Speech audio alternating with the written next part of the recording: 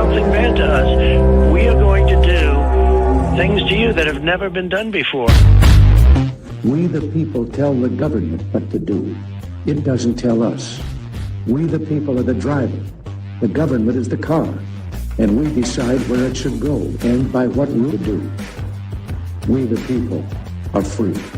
And I hope we have once again reminded people that man is not free unless government is limited.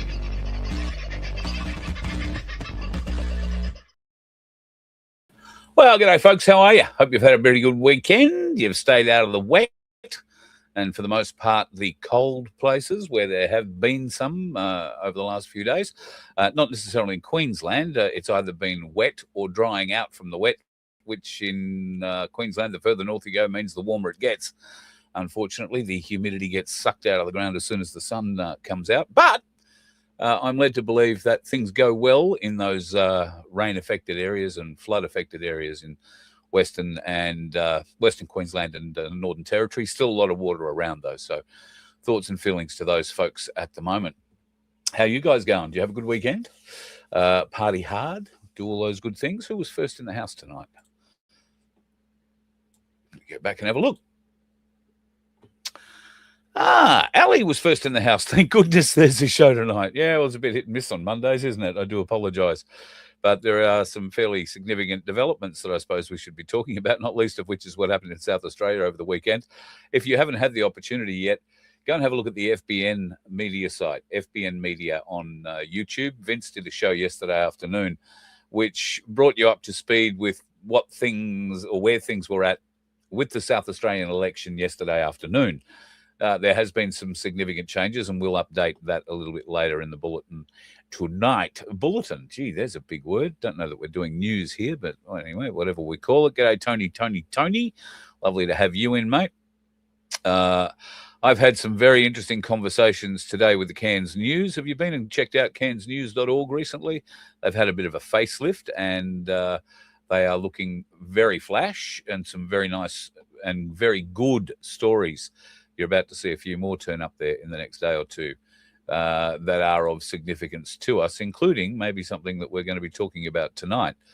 Well, in fact, there'll be a few things that you'll find on their website that we will be talking about tonight. They may not be on the website yet. Don't mean to steal their thunder. They're going to be able to do a lot more on it than I am. But, yeah, there are some significant issues going to be affecting us in the future and in the very near future here in Australia. Now, everybody has been very, very, very, very, very concerned about fuel prices, and we will talk fuel prices a little later on. In fact, there's been some supposed good news from our government today about that, and we'll talk about that soon. But fuel, diesel in particular, but petrol and other things are not our immediate concern. The fuels are not our concern. The massive shockwave that's going to hit the global economy very shortly has nothing to do with oil at all. The world, believe it or not, is running out of something you and I probably didn't think was going to be an issue. The world is running out of helium. Oh, gee, I hear you say. Why would the world be worried about running out of helium? Well, modern medicine is going to collapse without it. Now, when the Iranian missiles destroyed Qatar's natural gas hub, they took out 33% of the world's helium production. So, no, that doesn't mean that there's, party balloons and all that sort of thing is going to be the problem. That won't be the problem. Helium is something they call or refer to as the invisible blood of a modern civilization. And that can be a bit of an issue. It's got the lowest boiling point in the universe of I think it's minus 269 degrees. And helium is hard to hang on to. It escapes. There is this real problem with it. It is so light that it constantly can evaporate right through solid steel. So you can't stockpile helium. And the global supply chain for it has what they say is a pretty strict 45-day shelf life. That's not because the helium goes out of date or becomes unusable. It's because after that date, it is very, very difficult to contain. It escapes. Now, Qatar, who did until Iran put a ballistic missile through the roof of it, used to produce, as I say, a third of the world's helium. So that's not so flash. Australia, of course, used to produce helium up until Darwin, up until 2023, when whatever hole they were extracting the LNG from, and the byproduct of that was liquid natural gas, was helium, that ended. So now we've had to get our helium from Qatar, from Algeria, and from the United States. Now, I don't know where we mainly get it from. I suspect Qatar. I doubt it'll be Algeria, and if we are getting it from America, it will be only through an American company, I guess, that it's got contracts here in Australia, and there are quite a few of them. But like I say, it's very hard to hang on to. 45 days is the shelf life, they say, but unless you have something like a cryogenic tank to keep it all safe, then you are not going to have any luck keeping it all there. So now we're going to be out of diesel and helium. Okay, so why is that such a significant problem? Why is helium, why are we going to have this shortage of party balloons, that's going to terrify us all? We're not. The fact that this is a supercoolant is what the issue is. I said before that it gets down to minus 279 degrees, or 269 degrees rather, Celsius. That's bloody cold. It is an inert gas, means that it won't burn, doesn't combust, won't burst into flames, and it is compressible, like all gases. You can do great things with it. But the biggest use we have for it is for cooling. And what does it cool? It cools our MRI machines. Every hospital with an MRI has a liquid helium tank that is used to keep those magnets inside the MRI machines from melting down. And they will quite literally melt down with the heat and temperatures that they generate. The machines will die without helium to keep them cool. Now, that's not the only sector. In the tech sector, helium is the perfect inert gas to use in very, very fine, detailed electronic connections. It's unreactive, and it provides an unreactive shield to manufacture every silicone microchip in every phone in the world. In aerospace, SpaceX and NASA use it to pressurize rocket fuel tanks so they don't freeze when they go into space and accidentally blow up. But they can't store this stuff because it leaks out through steel. Now, the cylinders that you get if you're buying party balloons, that kind of thing, those small cylinders, the domestic supply, if you like, will be gone now if it's not already gone. I'd be amazed if you can get any helium for your party balloons now. And I doubt you'll get any for a long, long time. If you do have access to a supply of helium, I'd find out from whoever's selling it to you when it was filled, when that helium bottle was filled, because I would say you have a very strict 45 days or less, because most of your gas will actually vent out through the steel of the tank. You can do everything you can to tighten the nozzle, but it's just going to keep going. It's called boil-off, and boil-off is a significant loss factor when it comes to dealing with helium, and it is a factor when it comes to hospitals. So that's why they have to continually get their liquid helium supplies, pardon me, replenished is the word. They also have capture systems which allow them to capture any of the gas that is escaping, even through these very, very tough cryogenic tanks, and then they can reprocess it, turn it back into gas, and put it back into the system. There is still some loss. But other systems that aren't that proficient, like poorer operating systems, they just vent it out into the universe, out into the atmosphere. I mean, it's not going to hurt you, so there's no issue with that, but it's a hell of a waste. And especially if you need it to super cool your MRI machine. So if you're looking for MRIs in the near future, or you're due for one, I would be trying to get my appointment moved up, or begging, hopefully, that you don't get to a point where you need one, hopefully, but praying that you stay healthy enough never to need one, not through this crisis anyway. But if you are already in the chain for one, I suggest you start making some calls and start limping a bit harder or heavier or whatever you have to do to get yourself closer to that machine before the gas runs out. And that's going to happen sooner rather than later. It's something the Australian government, I seriously doubt that the health department have even thought about from a government perspective just yet. Albanese says, well, we'll get to what they're doing with fuel, but I wonder if they've thought about all these other gases. And the fact of the matter is, well, they're going to have some problems getting it. Where else do we use it? Well, it's used pretty extensively in scientific research in universities.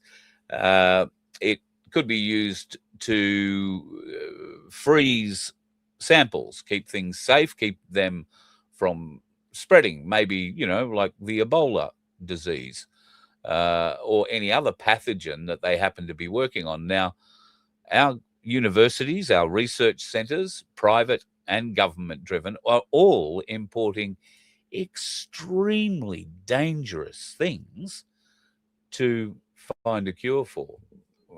We know that we have Ebola. We know that they've probably got the spicy cough tucked away there somewhere, and which version of it they've got and how energized it might be could be one of the more serious issues. But until we are able to open those vaults, God knows. But helium is used in microchip manufacture. It's used in cooling wafers and precision processors.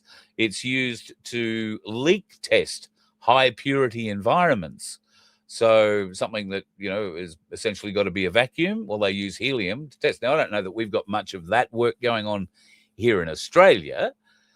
We do a little bit of electronic supply, some advanced manufacturing, but for the most part, most of that particular area will affect Asia and China, who does not produce helium at all. They've got to get it, and one was assuming they were getting it from Qatar. They've got to get it from somewhere. Helium is also available through Russia. Don't know what quality it is. We were getting it from Russia at one stage, but it's not real flash, apparently. The industrial and the manufacturing sector use helium. Now, just think of the roll-on effects here. Now, we don't have a manufacturing sector anymore. We do have a kind of industrial sector, I guess. But what happens when you can't weld anymore because the gas you require to shield your MiG or your TIG or whatever it is unavailable? Because that's what's used. In a lot of cases, helium is used to shield the connections, and in fact, argon and other things are used to shield the flames in different forms of welding. When you can't get those gases, what happens to your welding? Comes to a grinding halt. So that means what little manufacturing we have left in this country, heavy manufacturing, and it doesn't even have to be heavy. This will work all the way down to, or all the way up to the highest forms of welding. You need gas to do it, and they're not going to do it. Helium is, as I say, inert. It's not flammable. It's very light and very easy to manipulate, very precise. And that's precisely why it's needed in silicone chip manufacture and all that kind of stuff. Not just there, rockets, Elon Musk and co. at Not a Space Agency, they claim to be using it to fuel rockets, defense applications, probably by the millions. Helium is absolutely everywhere, not just your party balloon. I am a bit concerned about what happens when these exotic gases disappear. We don't have helium to keep Ebola with us anymore. I think that is probably about as concerning as life can get, because what happens with the pathogens? Do they just die inside the, as you would hope, just die inside the overheating fridges in the lockdown facilities that they are supposedly kept in? Or do we get some numpty who decides to take one of these things out of the lab because it will die and he's got some way at home of keeping the thing alive? Bearing in mind, it sounds a little sci-fi, but these people know how to build little cryogenic chambers. All they've got to do is keep a sample of this shit alive so that they can keep studying, keep getting their government funding. That's probably one of the more concerning things for me about what happens when the helium runs out. All of these biological samples and pathogens that we have locked away in universities, military and government research facilities, private research facilities, all of them are under control of people who are now going to be under a great deal of pressure to find a way to get to work, to get through their week with food, because the trucks won't be turning up as regularly as they have been at the supermarkets. And odds are when you turn up at the supermarket, it will be a bit like it was in East Germany in the mid-70s and early 80s, where you lined up for as long as it took. And if you got to the head of the queue and there was no bread left, then you didn't get any bread or milk or whatever else you were looking for. And they were all separate lines. That time is coming. But the government will have a solution for us, folks. Don't you worry about that. They will have a solution. We have 2 suppliers left, you say. 2/3 of the world's supply is still available. Algeria and, God bless them, the USA. Let's start with Algeria. Well, pardon me, Algeria is French-controlled, and Air Liquide is a French-based company that produces all of the helium that comes out of Algeria. Now, they're going to need permission from the French government to do a new export deal to Australia for large amounts of helium. How well do you think the French will receive this request from AUKUS Albo? Do we think that, President Macron and his husband, wife, whatever it is, have forgiven Australia enough to allow helium exports to us? We did screw them with a submarine deal worth billions, and Air Liquide would have stood to make a lot, many, many, many hundreds of millions of dollars out of the supply of essential gases to weld these submarines together. So, all right, I'm not saying it's off the table completely, but Algeria and the French might be a hard ask. So that leaves us with President Trump. Okay. Well, we already know he's a little displeasured with AUKUS Albo. Albo has knocked him back publicly on a couple of occasions, now seems to be simpering towards him in certain ways to aid the war effort, so to speak. We are sending a ship. We're not sure what that ship will do when it gets there. We have sent some RAFIs and some aircraft. We're not exactly sure what we'll allow them to do. But if they're anything like the Australian sailors on board nuclear submarines, they'll be told to look the other way, park their jets, or cool their jets. Is that the term? And not get involved too closely. On the boat side of things, I don't know what they're going to do about that. Anyway, Donald Trump likes a deal. What kind of a deal can the Australian government, can AUKUS Albo and Penny Wong come up with that will guarantee that enough helium reaches our shores so that Australians needing life-altering diagnoses and the services of an MRI machine will actually be able to get it? What guarantees will the Australian government be able to get from Donald Trump and the American government that our supply of helium will be enough to keep all our MRI machines in the country going? Now, I know there may not be a lot of MRIs in regional areas. They are in some. Can you imagine what will happen to those regional folks who need an MRI? And it will be the regional ones first to miss out, I'm sure, when those folks need to go to their nearest capital city. Now, in some states, that's not such a big ask, but in states like Queensland, South Australia, Northern Territory, Western Australia, it's a very big ask, particularly if you live in the north, and it's going to have a huge impact on families. Maybe not because of the travel, but because of the people that are going to die, because this is going to get very, very messy. I don't know. Albo seems to be able to make a lot of friends. What maybe he should do is invite Donald Trump to Sydney.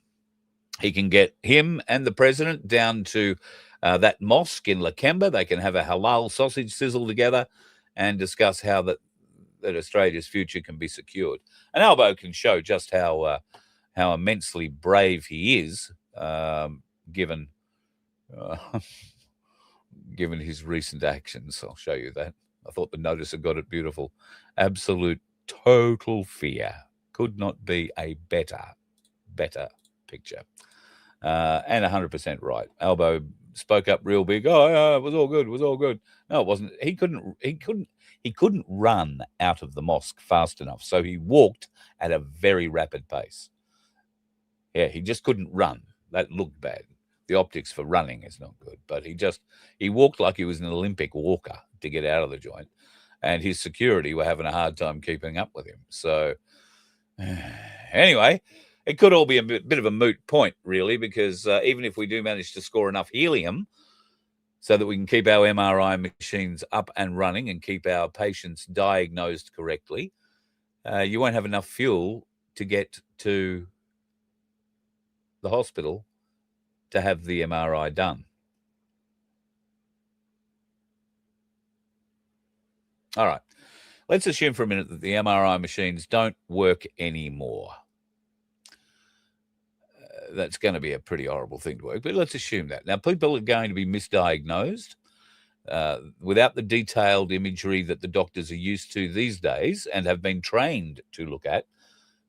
People are going to get misdiagnosed. Things are going to get lost. Doctors can't spot tiny issues that, they ordinarily would be able to spot because the MRI technology is so good. What do you think the conversation's going to be like with a lawyer and maybe a life insurance company? Let's say, for instance, your mum and dad or your son or daughter or someone close to you has a very bad car accident. They've received severe head injuries, and they, after 2 or 3 weeks in hospital, pass away. An autopsy is done, and it's discovered that there were a number of fractures in the C6 to C8 range and the T10 to 12 range, meaning that you are going to be a quadriplegic or a paraplegic potentially going forward, but you were going to survive. What they did miss was a number of micro fractures going up your neck and into your skull or your kid's skull, and fragments of bone that were working their way into the brain, which eventually killed them in 3 or 4 days, especially when an untrained or new orderly comes onto the scene and rolls your loved one onto their side so they can change the sheets and they stroke out because of it. Now, I'm not saying that's happened. I'm just saying things happen. Who is at fault? Who do we blame? Because right now I can tell you that the American company or the American industry of helium production has notified the world that due to force majeure, they will no longer be able to supply helium.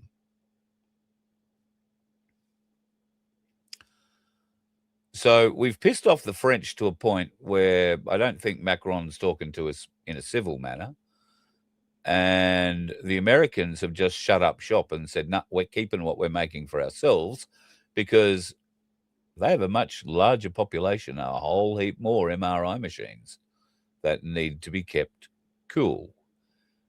And you can be guaranteed they won't be going to the French for them, for their supply of helium.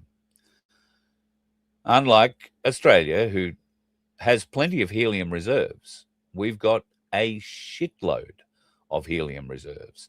They are in the Northern Territory, they are in Western Queensland, there's huge deposits in South Australia, and there's deposits in Western Australia. They're known deposits, but nobody's bothered to go and get them. So how long does it take? We know basically how long it takes to set up a refinery for fuel. How long is it going to take to set up something that gives us an independent supply of helium so that we don't have to watch our loved ones die by misdiagnosis? Not blaming the doctors, but somebody has to get blamed. Who do you blame? You blame the Iranian bloke who pushed the button that fired the missile that blew up the supply center in Qatar? Do you blame the hospital because they missed it? Do you file suit against the doctor because they should have seen the bone fragments somehow floating around the skull? All gets very messy. And then the insurance companies get involved. And so if you're expecting a payout, you need a defined cause of death, I mean. Now, what happens if the insurance company chooses to accept the first link in the chain, the force majeure offered by the production companies that say we can't supply it anymore? And the insurance company washes their hands of the whole thing. Oh, well, force majeure. The two strongest words in the insurance language. Well, nothing we can do about it. Bad luck. So sorry. No insurance payout, no coverage, no refund on the premiums that you've paid all your life. No, we'll just keep that money. Thank you. We found the loophole we need so that whatever your insurance payout would have been, $1, $15, $20, $30 million, whatever it would have been, it won't be. And so not only does your family miss out on the benefit of that inheritance or that insurance payout from what really killed you, not the incompetence of somebody who wasn't trained right and rolled you over a funny way and you stroked out. They're choosing the whole fact that you're in the hospital due to a force majeure of another thing that happened overseas, and it's all just a bit of bad luck. And you know what's sad about that? Most people would accept that. And I find that sad, really sad. The insurance companies have a lot to answer for. And very soon, health insurance might become quite a thing, because the fresh fruit and veg that you've come to know and love so well is about to come under attack. Now, I'm hearing some very worrying concerns about this coming out of far north Queensland. Farmers are very concerned. Bananas. Now, if you like your bananas, folks, go and get them now and get them for a decent price. I saw them today for, I think it was $5 a kilo for Cavendish bananas, and I didn't think that was too bad.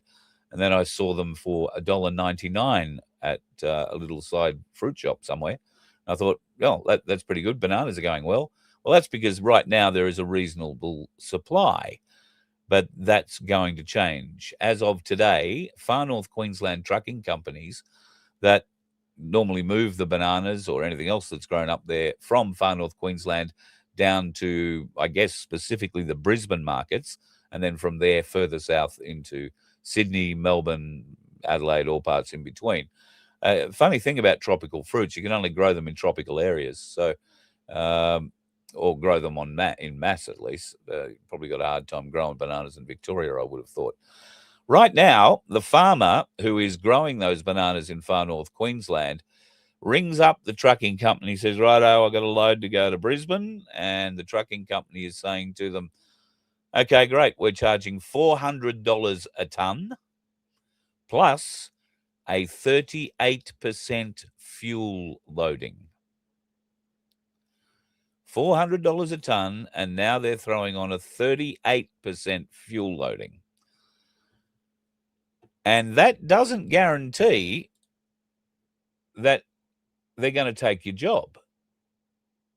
Now, you might agree to pay $400 a ton. Those B doubles, I think, can carry 90 ton, anywhere between 60 and 90 ton. I know that's a big difference. But I don't know what 60 times 400 is, $2,400, $24,000, something like that. That's a lot of money. And then you've got to cough up on top a 38% fuel loading. Now, that'll be 38% on top of, I gather, whatever the current fuel price they charge you is. And you might think, my God, that's highway robbery. That's all of the things that they shouldn't be doing. But have a thought for these companies. They try very hard not to come back empty. And one of the big Far North Queensland trucking companies is a company called Blenners. Now, I know they try exceptionally hard to not go back to Far North Queensland empty. They will carry anything back, but they usually only bring fruit and veg down. Now, if they've got nothing to go back, it makes the trip twice as expensive. They're going back empty. The trip from Cairns, Townsville, or even further north than Cairns, up into the Far North Queensland tropical areas, up past Port Douglas, up to Mossman, where they grow a lot of bananas. You're looking at 2,500 kilometres and a truck full of fuel to get down here. Then that truck has to be able to get home. Will it? Well, it might be able to afford a tank of fuel with a 38% fuel loading, but the fuel has to be available for it to take on. Or, as I fear will happen, the fuel will be rationed and trucks will be able to get 100 litres or a couple of 100 litres per time. They won't be able to fill up. And that might be enough to, say, get them from Brisbane to Rockhampton.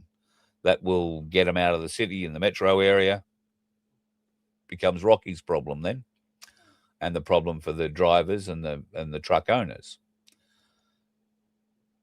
The good thing about being stuck in Rocky is that you're closer to Mackay, where the fuel that is coming into the country actually comes into the country. So the odds are that you'll get replenished in Rockhampton first, but you might only be able to buy enough fuel to get you to Mackay, where you've got to stop again and fill up and eke your way back up the coast like that. And because there are some very new developments happening in the world that I'm sure this bunch of morons that is running this country, if they're not already aware of, certainly will be very soon. God knows if I know about it, you'd have to assume that these fools do. They're going to make traveling or being able to buy even the limited amount of fuel they're going to let you get very difficult. So what I can see is that our fresh fruit and vegetables, and right now bananas and avocados are going to be the main things affected, will get about as far as the Tropic of Capricorn, which is Rockhampton, Gladstone area. That's about as far as the trucking companies can afford to take the fruit and the veg.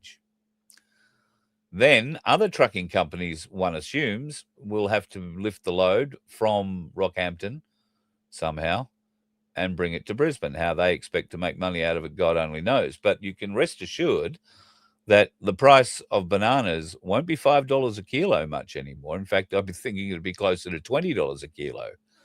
And for things like your avocados, where you might get 3 for, what do you get? I'm not much of an avocado eater. 3 for $5. You'd be lucky to get 3 for $50 the way this is going. So stock up on your favorite fruit and veg.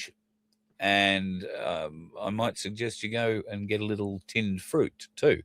Because like I say, if you like your tropical fruits, the idea would be to live in a tropical area for the next little while, because that's the only way you're going to get them. It's going to be too expensive to ship them south by boat, plane, or train. We ship nothing by train anymore except for coal and wood chips and ore. I believe there is scope for that to change, but who knows? Now, I was talking to some people today about what it costs to run a B-double semi-trailer, and I was a bit surprised. They tell me that it becomes too expensive to run a B-double if fuel hits $1.70 a litre.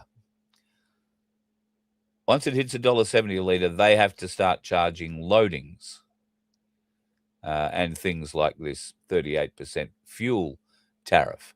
Now, that gets worse if you've got B triples or you're using quad trailer. And a lot of fuel carrying trucks are quad trailers that come out of particularly the Mackay port, where the fuel store is, and travel inland to the mines and all that kind of thing. They carry 200,000 litres, those quad trailers, and they do really big jobs. So the mines, one of them, but they also do a lot of the big farming properties out there too. Now, they cost a shitload more than $1.70 a kilometre. Well, that's not to run. That's just out of sort of break even. Now, the bureaucrats have made decisions over time that has kept the larger trucks off the main supply routes. They've done that because the larger trucks are larger. Some of the roads are not built to let a B-double turn, make a left or a right-hand turn, for instance. These are all good reasons. But a lot of B-doubles now have to drop a trailer on the edge of a city or a town and then just go in with whatever they've got on, unload that, come back out. And if they have to, drop that trailer, pick up the other one and take it into town and unload off it as well. What the trucking industry is trying to arrange now is for some relaxation of the laws regarding what trucks can travel on what roads, for instance. It is going to become more economical, for instance, if Queensland heavy vehicle operators can go to the farms and run B triples down the Bruce Highway as close as they can to get to Brisbane, understanding that you couldn't get a B triple through the road systems in Brisbane to get them to the market, but you could get them down here. That would allow a lot more product to come down in one fuel run, if you like, and for one fuel cost. Yes, there would be a slightly increased cost to the fuel because you're adding another trailer or whatever you're doing on board and the weight and all that. But we're getting more down. Same for stuff that's got to come up from down south, or for stuff that's been taken out of the Brisbane market and heading for the Melbourne, South Melbourne markets, or markets all over regional areas of this great nation. They get fed through there too. We need to be able to get a lot more stock on the road at a much more economical cost.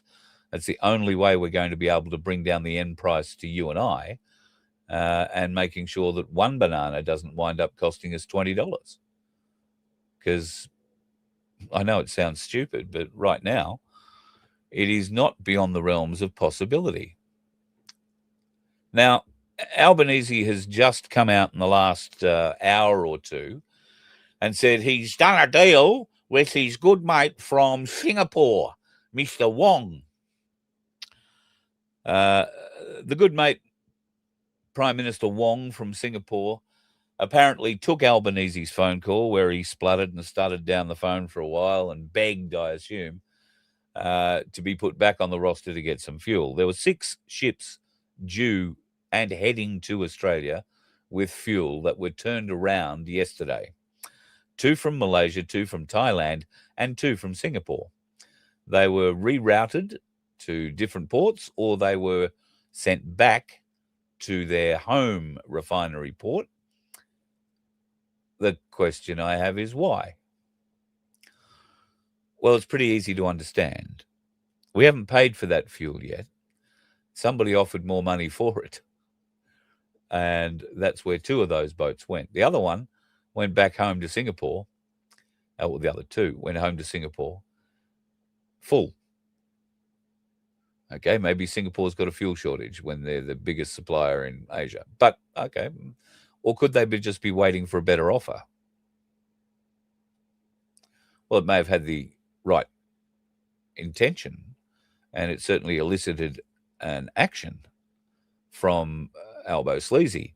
Jumps on the phone, and next thing we know, a statement is issued, and the headline is, I should probably read this 100% correctly, so just give me a moment here while I try and bring it up. The headline for this is, Australia, Singapore to work together on fuel security after shipments cancelled. So what we have to remember here is that the shipments we're talking about being cancelled, two of them came from Singapore, the same place that Albo's saying, no, send us fuel. Now, the quote, and I particularly like this, the quote that Albanese gave is, we are committed to working together to strengthen energy supply chain resilience, including by deepening regional cooperation. We already train the Singaporean Air Force and Navy and Army. We do a lot of things with Singapore. We are very good friends and partners of Singapore on many, many, many, many levels. But by deepening regional cooperation, how much deeper can we get in to cooperate regionally? That's just words. It's bullshit. Accelerating renewable energy transition. I'll read the sentence. We are committed to working together to strengthen energy supply chain resilience, including by deepening regional cooperation, accelerating renewable energy transition, pardon me, addressing unjustified import and export restrictions, and maintaining open trade flows. All right. Accelerating renewable energy transition. So Singapore's going to pay us to stop complaining about the lack of diesel and petrol we're getting and build more renewables. Why? How's that going to help our fuel situation? Accelerating renewable energy transition. The next bit, addressing unjustified import-export restrictions. Well, the unjustified bit was we had 6 ships coming to us yesterday, and 2 of those ships came from Singapore, and somebody in Singapore said, nah, turn them around, bugger the Aussies. So I hope the Prime Minister has some sort of say over that commercial decision by the refinery operator, because if they don't, the idea that we can maintain open trade flows is a pure bloody fantasy. Now, the quote goes on.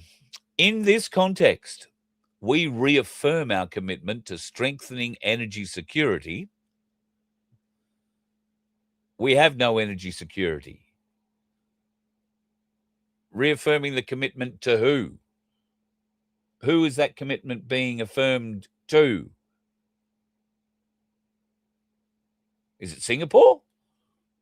If so, then we reaffirm our commitment to strengthen energy security by buying more fuel from you. Presumably, because we're going to be at least 2 tankers a week shy from Malaysia and Singapore, Malaysia and Thailand. So we're going to buy another 4 more a week from you. That might be how I can see how we could reaffirm our commitment to energy security, to support the flow of essential goods, including petroleum oils, such as diesel and liquefied natural gas, between our 2 countries. So could this be a sign Singapore wants our liquid natural gas? We've got a lot of it. We want their petrol. They've got a lot of it. Maybe. It goes on. And to notify and consult each other on any disruptions with ramifications on the trade of energy. That last line, that's nice. And to consult each other, to notify and consult each other. That indicates that the turning around of those 6 ships yesterday was rather unexpected by the Australian government. They found out about it when the petrol companies that sent them made it public that they had recalled them. Once again, the Australian Labor Party caught with its pants down. Not an unusual situation for them. We would expect to see more children gathered around, but that's another story. So what do you think of Albo's fuel security solution? Do you think that's going to work for you? I'm sure it's going to be a very exciting time for us all. And as part of that fuel security, we're going to make sure that you only get as much of it as you, well, no, not you want, as much as we deem you require.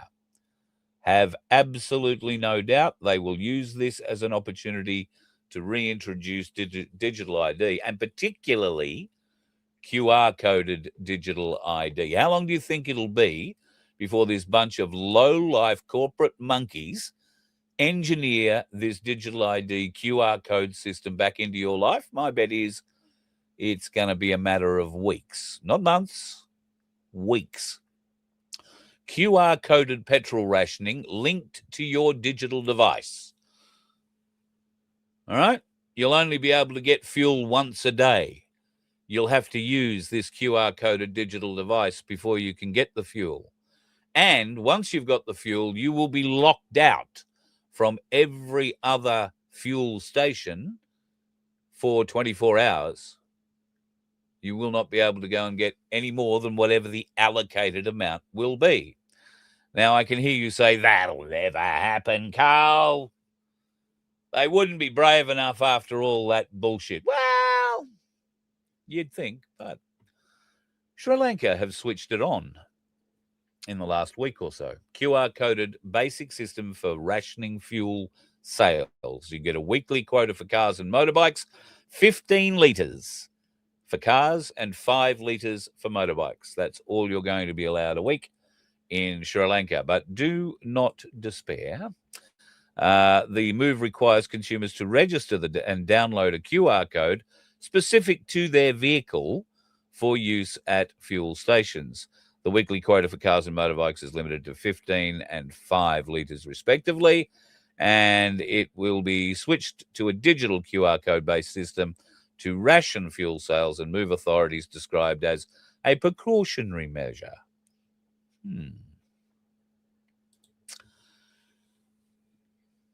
Lockdown for 2 weeks. It'll end it. It'll all be over then. Lockdown for 2 weeks, you'll be fine. QR code, 2 weeks, you won't have to have it. It'll be fine. Any of this starting to sound familiar? I mean,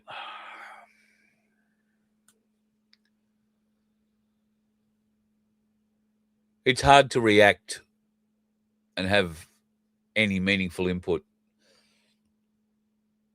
when you're so far behind the 8 ball in what this country is able to produce itself.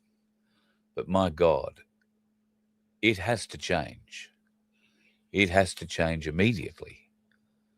And if it can't change immediately, I fear that the next few years are going to be very, very hard on all of us in a variety of ways. Even just tonight, discussing the helium shortage that we are going to have. That's going to impact you potentially in ways you don't know yet because you haven't fallen over. You haven't twisted, maybe broken an ankle or a bone that needs to be looked at. I know we have x-rays, but sometimes they're not clear and detailed enough. Plenty of things have been missed in x-rays, and my left wrist is one example of that. I don't think I've talked about it, but I've got an example of that.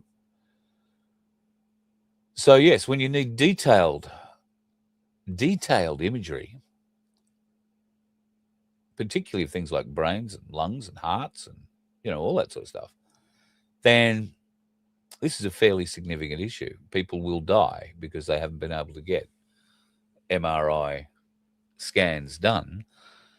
And while it will be the fault of the medical profession to a point, the medical profession used to have old people in it who would know a workaround for something like this, or what they used to do in the old days. If they thought something wasn't quite right, they'd maybe work towards it anyway.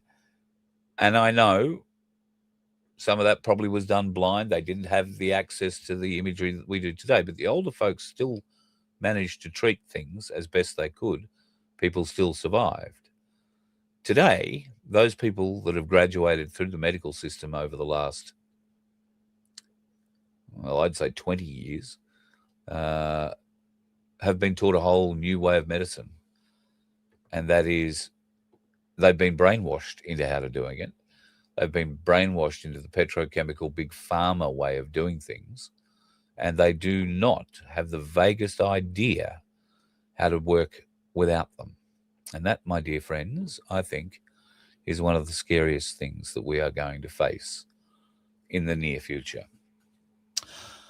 One of the happier things that we will face in the near future, if you're a One Nation supporter, and I know that there are a lot of you out there, and a lot of you who are waving the finger at various folks, including myself probably, to say that voting doesn't really work. Well, the South Australian election over the weekend clearly proves that the tsunami of support for One Nation that I've been referring to for weeks is a very, very, very real prospect.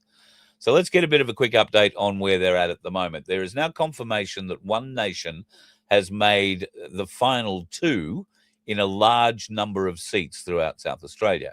Now, that alone is a major shift in the way voting patterns work in South Australia, a huge shift.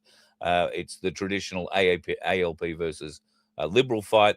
That's gone, clearly broken down in multiple electorates. It's not just in one or two across the state, it's in multiple electorates. Now, the Electoral Commission had to abandon their usual election night preference counts because they couldn't reliably determine who the final two candidates in many seats would be. And if you were watching the Sky News coverage at all on Saturday night, you would have seen that they had their systems preloaded as a two-party preferred vote system, which excluded One Nation. And in so many cases during their broadcast, they couldn't use it, or they went to use it. It showed a Liberal winning, and their numbers guy had just finished explaining how One Nation were in front. So, yeah, it was moving faster than the Electoral Commission could deal with it. And that means that the South Australian electoral result is, I'd have to say, probably about the most disruptive electoral result I recall ever. I mean, they have rocked South Australia, and huge changes. The battlegrounds, and there are many, are up. Hammond, the seat of Hammond. One Nation now looks like they're the favourites there. The Liberal and the Independent preferences are likely to flow into One Nation's side and push them over the line. This was an unexpected seat, and it looks like it's going to be a pickup. The jury, I don't know if I've said that right, One Nation candidate there is on track to win, likely to be their first confirmed lower house member. MacKillop, which encompasses, I think, South Australia and sort of north, South Australia, I think Mount Gambier in South Australia, over to the Gulf and north. That's One Nation leading the Liberals by about 12% on the primary vote currently. Now, whether or not, and it was such a strong indication on Saturday night, kept going today through the voting. However, it'll all come down to how the primary, how the preferential votes go there, and where the Liberals and the Independent put their preferences. So they're predicting 50-50 chance of winning MacKillop, which would be pretty good. Narungga is another one that's on the go. Now, they're leading in the primary vote at the moment, One Nation, but the Liberal Party is likely to benefit from some preferences that are still in play there. So that one's on a knife edge. It keeps going. Light. This is the seat of Light. One Nation has a 34% primary vote versus a 38% ALP vote. a very, very strong showing for One Nation there, but it is a Labor heartland. But my God, hasn't it shocked them? So whether or not they can get over the line will heavily depend on the preferences in that area. And I haven't been given the preference sway for that particular seat, but it's possible that they're going to cop the Liberal preferences that they have in many other seats, and that could put One Nation up and over the line there too. Finis, I think you say it, is another seat in independents leading there. One Nation were extremely competitive but got blocked by the preference flows coming through there. Cavill, another very fragmented seat.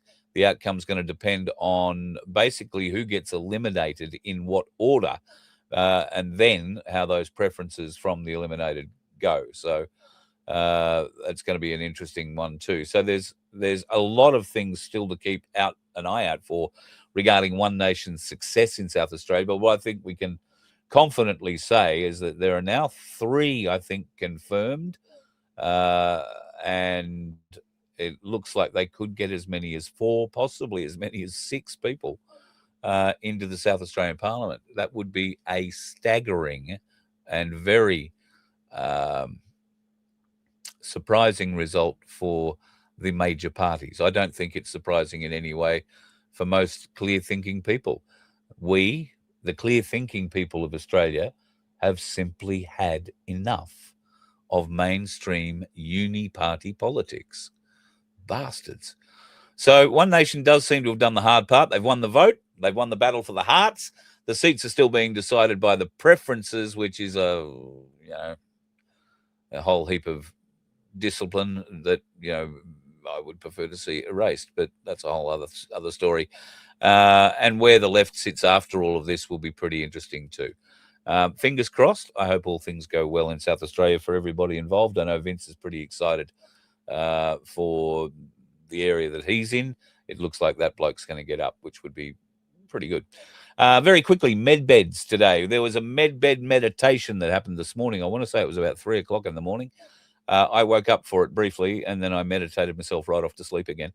The medbed meditation was a global exercise I guess, meant to imbue the world with a solid desire and intent to have medbeds in our lives. Now, this has been promoted as part 1 of, I think it was 3 things we should be looking out for regarding medbeds. So today's meditation on medbeds, putting forward the best intent, I'm all for that. There are a number of people who watch this show that I pray for every day that we get a medbed and a solution to their medical issues. And that's because they have serious medical issues.